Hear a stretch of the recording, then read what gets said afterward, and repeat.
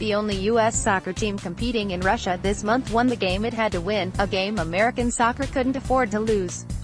U.S. Soccer, along with teammates Canada and Mexico, secured the right to host the 2026 World Cup in a victory that doesn't quite atone for the U.S.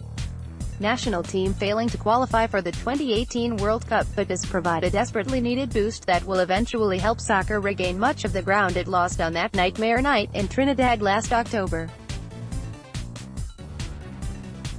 To understand what Wednesday's victory means for American soccer, you must look back to 24 years ago, when the wildly successful 1994 World Cup revived the sport in America and helped it gain a foothold after years of dormancy.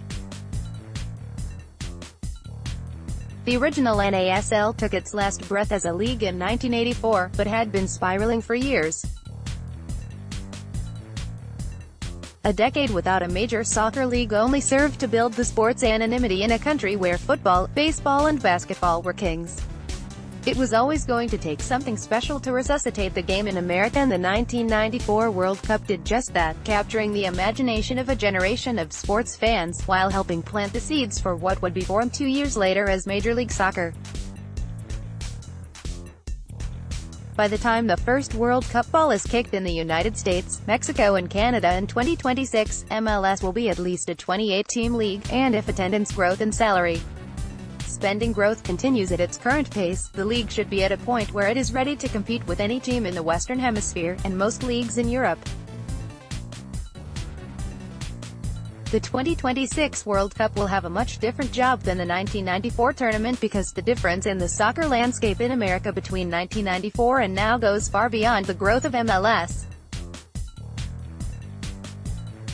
Today's American soccer fan has access to every major league in the world via television and internet viewing options, access that has helped expedite the growth of the nation's collective soccer IQ, as well as cultivating its hunger for the game at its best.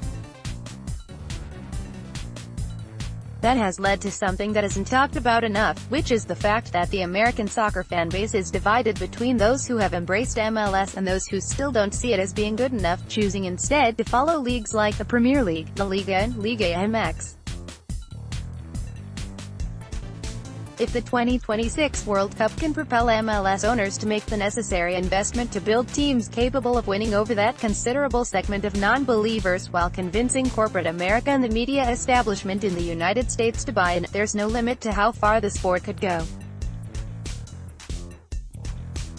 Winning the 2026 bid should help push jet fuel into the sports engine, with the 8 years between now and 2026 creating a natural springboard for investment and growth in soccer in America.